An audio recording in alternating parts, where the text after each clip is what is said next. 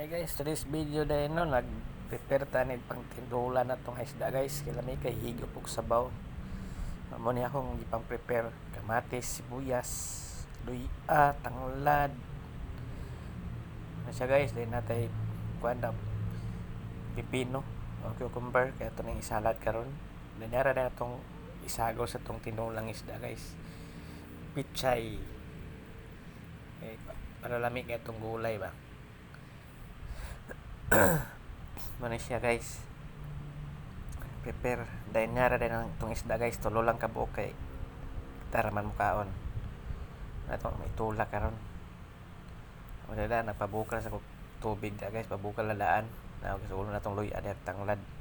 Hindi na mawala ang tanglad guys ug luya basta magtulak ka kay mamanay pangpalasa na ato rin yung sagulan din karon og nga pan guys, nga sibuyas na imbod-bod diya ang sibuyas nato na yung sagol na yung pitsay kay dali naman ni makuan to nang isagol diya na magluto mo kuan guys, tinula tapili nga mga dahon-dahon pa nga lami kayong higop sa yung sabaw na tinula usa man ang makapangpalasa.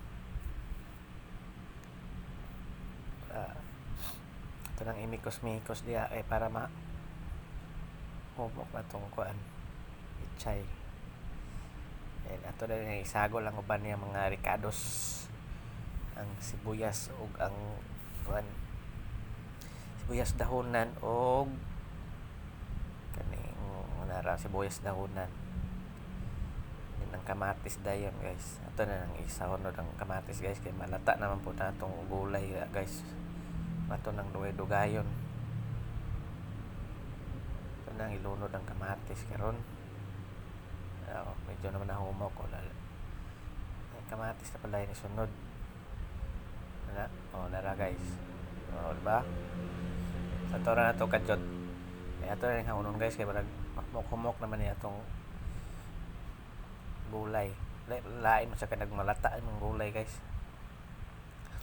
Ay mo na din guys ang nagprito like og isda guys din ang tong pipino di nga gikilaw. Yan na ang sabaw guys. Paksi kining pahaw karon guys, kulob kining kaldero karon. Now lami igay pagka guys pangana nga magluto tag tinula.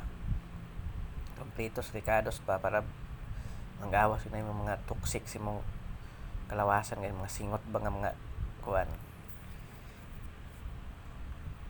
Guys sige guys, salamat kayo paglantaw. Bye bye.